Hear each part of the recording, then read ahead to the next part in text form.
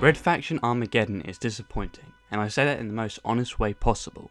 This was a game that I was extremely excited for, considering it was going to be a sequel to the excellent Red Faction Guerrilla, featuring a new alien enemy and a variety of new weapons and vehicles, alongside an upgraded geomod engine with a more serious and mature story. The signs of this game being great were extremely apparent at first, all of which got me really hyped for the unlimited possibilities I could create and experience. Everything sounds good and dandy, right? No. Unfortunately, I soon realised that the game would not be open world unlike its predecessor, which was a questionable decision at first, as the open world aspect was one of the big selling points of Guerrilla, but despite that, I was looking forward to pick up the game on launch day and see what the next entry was going to offer. An hour later, I was disappointed and bored. This is bullshit. The game is nothing but a generic third-person shooter, fighting the uninteresting aliens and taking part in a story that was something you'd see from the Sci-Fi Channel. Boring and poorly executed, with characters you don't care about in a situation that you don't care about. The main character of Darius Mason, grandson of Alec Mason from the first game, isn't even that interesting. We get no backstory on him, and on top of that, he's kind of a dumbass, letting the aliens loose on the civilians of Mars, resulting in them getting massacred, as he easily gets tricked by obviously evil miners who are revealed to be working for the second baddie of the game, Adam Hale, who is also a character who doesn't get enough development, and what we have is a generic bad guy who worships the aliens and runs a cult with nothing to stand out from other cult aspects in video games. That won't be possible, Mason. What are you doing? Who are you people? The true masters of Mars. Hell? For Christ's sake, even the aliens, the Plague, aren't even that intimidating, aside from a really good first atmospheric level with them. They have different classes to keep the gameplay interesting, which forces you to use different tactics, but they still aren't a fun enemy to fight, and are incredibly annoying at times as they jump around the rooms like they've smoked a fat one. I thought that developers would do something interesting with them, as they are new to the series but they turn out to be part of a hive. I'll ask you this, how many times have we seen this shit in both video games and movies? A shit ton. So many that if I try to name them all, my head will explode. After you complete the game, you can try out the Horde type mode for all you multiplayer fanatics, but this is nothing compared to say something like Firefight from Halo. You can play with friends, which does increase the replay value, but not by much to any degree.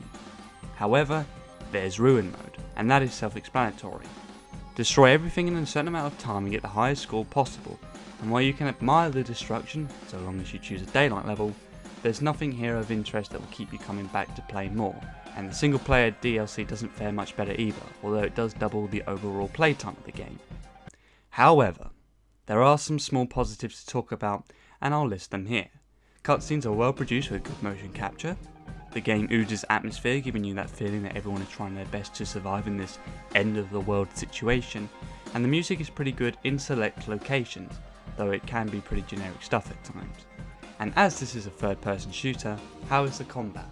It's easily the best part of the game by far thanks to its tight gunplay and really fun weapons, and while you get the standard arsenal of pistols, shotgun and assault rifles, the magnet gun is the best one, and is basically this game's version of the portal gun. And it's super satisfying to use, especially when you see enemies flying around the room. The nano abilities are pretty good, with abilities such as shield and stasis, but the best one in the game is the repair feature, which allows you to repair any broken object and use it against the enemies, essentially making it infinite ammo in some fashion. The problem is with most of these powers is that they are just filler to keep the combat engaging, and you'll just end up forgetting that they're there in the first place.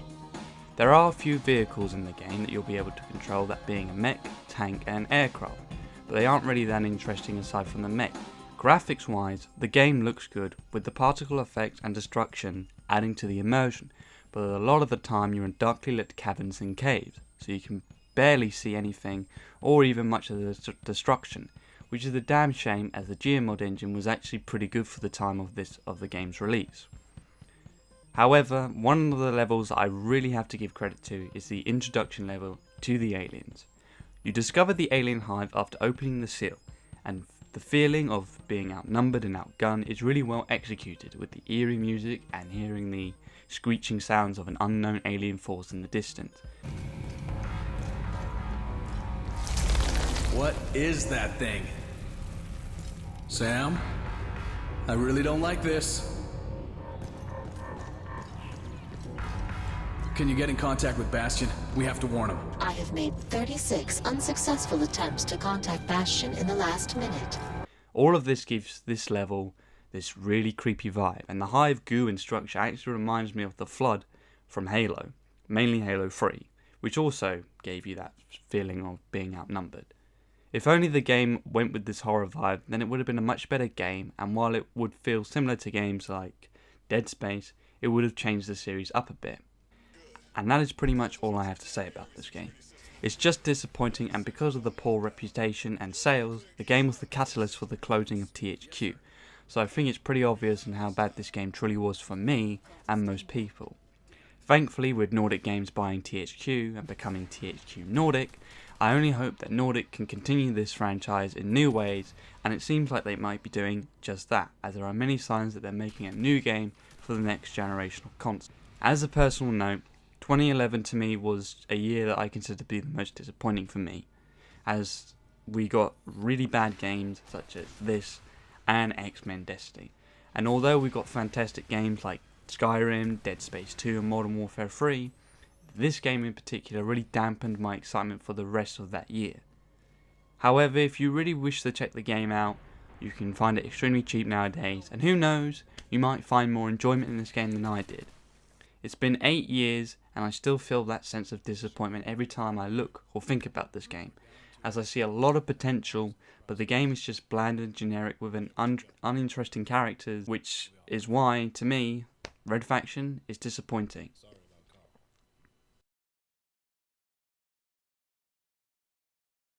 Hello everyone, I really hope you enjoyed this review. I apologise for delaying a lot of uploads, mainly because I've been working on this, and I hope you enjoyed this video a lot. If you enjoyed this video, guys, please share it. That really helps me a lot. If you wish to subscribe, go right ahead, but also don't forget to click that bell button, because that would really help me out, and also help you out as well. So yeah, I thank you all so much for waiting, and I hope you enjoyed this video. So see you around, guys.